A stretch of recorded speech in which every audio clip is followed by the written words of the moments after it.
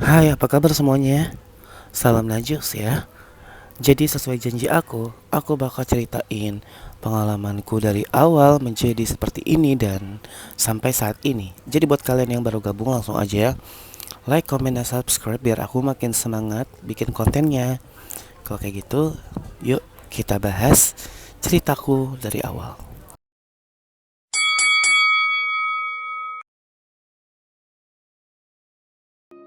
Hai, perkenalkan, namaku Billy. Sekarang usiaku ini ingin beranjak ke 30 tahun. Cukup tua ya untuk umur aku segini. Jadi di sini buat para subscriberku yang mungkin sudah lama pasti tahu kisah aku kenapa begini. Tapi berhubung biar tidak berantakan, aku akan membahas dari awal perjalananku.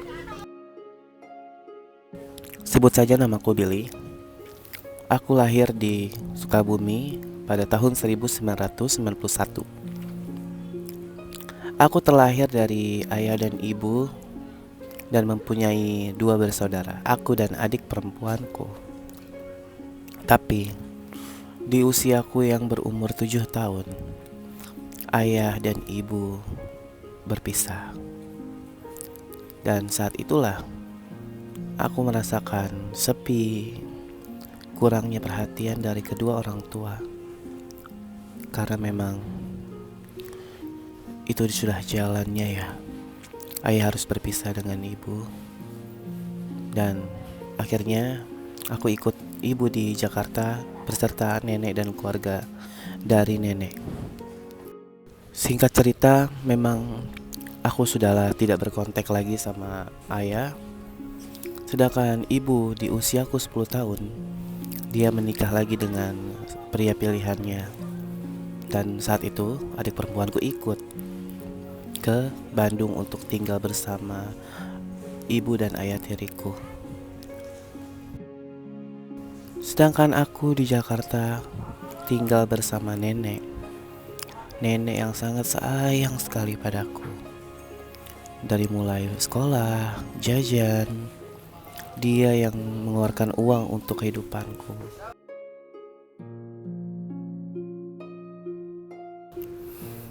Semenjak ayah dan ibu bercerai, aku pun sangat-sangat merindukan sosok ayah dan ibu.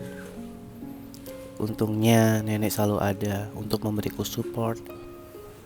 Dan disinilah memang aku kadang membutuhkan kasih sayang seorang orang tua yang aku gak pernah dapatkan dari kecil.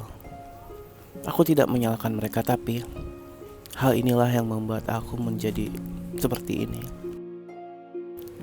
Ibu masih suka main ke sini tiap bulan puasa, tapi sedangkan ayah memang dia sudah menikah lagi dan lagi, dan dia tidak pernah memberi kabar ataupun uang untuk membekaliku di Jakarta ini. Dan neneklah yang menanggung semuanya dari kecil, mulai dari jajan, sekolah, serta keperluanku selama hidup ini. Tapi mimpi buruk terjadi karena di tahun 2015, setelah aku mendapatkan pekerjaan, nenek meninggalkan kami selama-lamanya. Disinilah aku mulai merasa terpukul.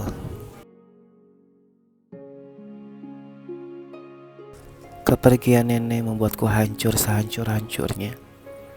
Sampai aku tidak semangat lagi karena hanya dialah yang bisa membantuku dalam segala hal.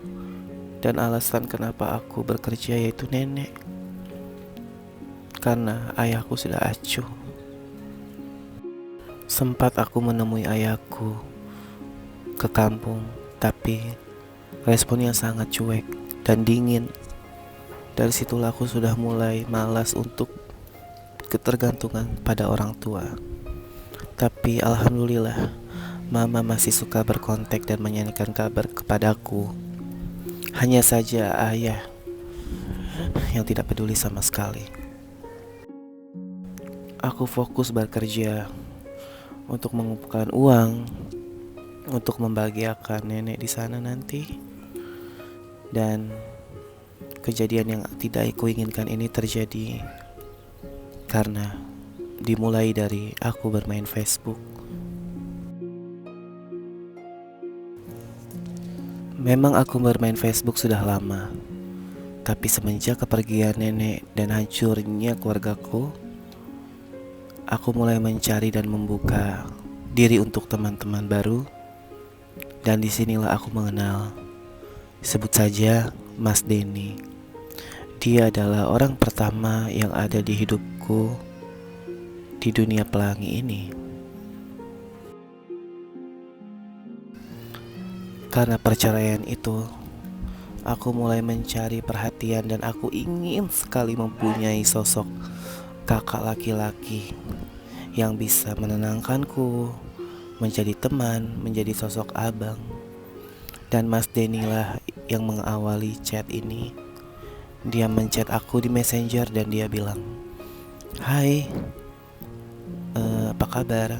Dan dia menanyakan aku tinggal di mana. Dan intinya dia tuh sopan banget deh, kata-katanya lembut. Dan akhirnya kita bertukar nomor saat itu.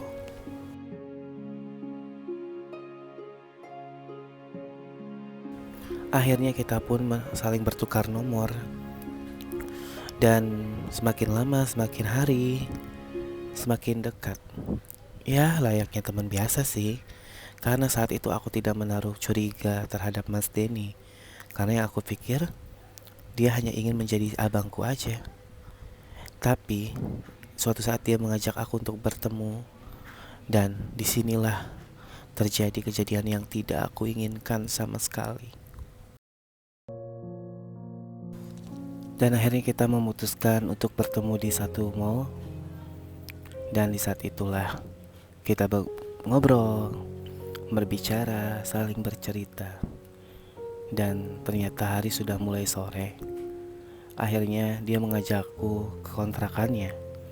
Karena dia bilang, mending menginap saja karena hari udah mau maghrib, mau sore banget. Kamu gak mungkin pulang kan, Bill? Dengan polos aku menjawab iya, karena aku pikirkan memang tidak akan terjadi sesuatu saat itu. Yang ada di pikiranku, aku hanya membutuhkan teman pria yang mengerti keadaanku. Dan sama sekali aku belum ada rasa ketarikan terhadap laki-laki saat itu. Karena aku cuma butuh sosok abang, tidak lebih. Itu saja yang aku mau. Saat tiba di kontrakan, dia menyuruhku untuk mandi. Dan memang di kontrakan itu dia sendiri, tidak ada siapa-siapa. Dan kontrakannya itu lumayan luas. Saat aku mandi dan aku selesai untuk mandi, dan akhirnya bergantian dia pun mandi. Setelah itu dia membawakan makanan dan kita makan bersama sambil bercerita kembali. Dan sepertinya mataku sudah lelah dan aku memutuskan untuk tidur duluan. Tapi tiba-tiba Mas Denny memelukku. Aku sontak kaget dan aku sempat menolak.